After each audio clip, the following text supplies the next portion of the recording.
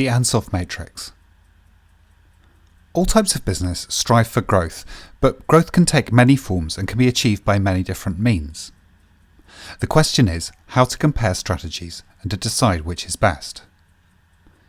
The Ansoff Product Market Matrix is a tool to help businesses analyse and plan strategies for growth, and to attach levels of risk when assessing and comparing different strategies.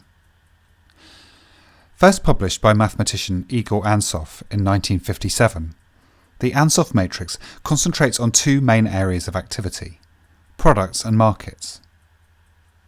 Within each of these areas, we consider the current, already existing activities of the business, and also potential new products and markets which can be developed. By considering the ways in which new products and markets differ from established activities, and the extent to which they may force us to enter uncharted territories, we can also establish the element of risk, while choosing and plotting a coherent strategy for growth. The farther from current successes a new strategy takes us, the higher the associated risk. Looking at the Ansoff matrix in generic form, it has four zones, with current, i.e. existing, and new options for each of the product and market criteria. Market penetration. This is the comfort zone of current products being supplied into the existing market.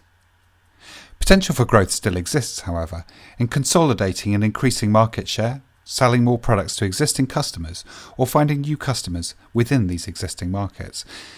These kind of market penetration strategies are considered relatively low risk, as both the product and customers are to an extent known quantities. Product development.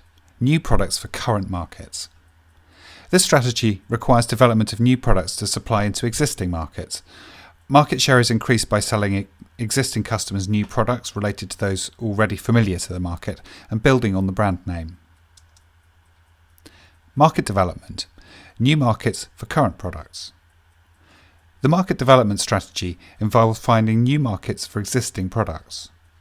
A product can be, for example, repackaged or promoted to appeal to a new group or demographic, in the way that, for example, Coke Zero, which is essentially the same product as Diet Coke, but sells mostly to female customers, was packaged and advertised to appeal more to men. Marketing and promotional activities such as advertising and social media are especially valuable for market development strategies. Diversification. New products, new markets. Diversification involves identifying new markets in which the business is currently not active and developing new products to sell into them. This is the most high-risk strategy with the most unknowns. Diversification is further divided into related diversification, identifying new markets or developing new products which are related to existing activities, for example, developing a new related product to appeal to a younger market, and unrelated diversification, developing new products unrelated to the existing product lines or types and selling them into new markets where the business or brand is not associated with this product type, the highest risk level. Example: Apple iPod. In October 2001, Apple, a company until then associated with personal computers, released the first iPod personal digital music player. Computers had started to become home to collections of digital music files, and the iPod enabled users of Apple computers to transfer music to a portable device for mobile listening. The evolution of this landmark product, and Apple's subsequent expansion based on its runaway success, can be plotted on the Ansoff Matrix, and with relation to the four key strategies and how Apple employed them. Market penetration. Apple lays the groundwork for the iPod with the release of iTunes in January 2001, free software to organise and playback digital music on Macintosh computers. iTunes integration into macOS strengthens its position as a de facto music player for Mac users. Product development. In October 2001, iPod portable digital music player was released to allow Mac users to transfer songs from their iTunes music collections for mobile listening. Take-up from Mac users is very high, and in April 2003 the iTunes Store is launched, allowing online purchase of music files via Apple-controlled supply line, further enhancing the iPod's appeal. iTunes is required to manage files on the iPod, which at this time means owning a Mac as well, so the iPod and iTunes Store are aimed squarely at Apple's existing customers.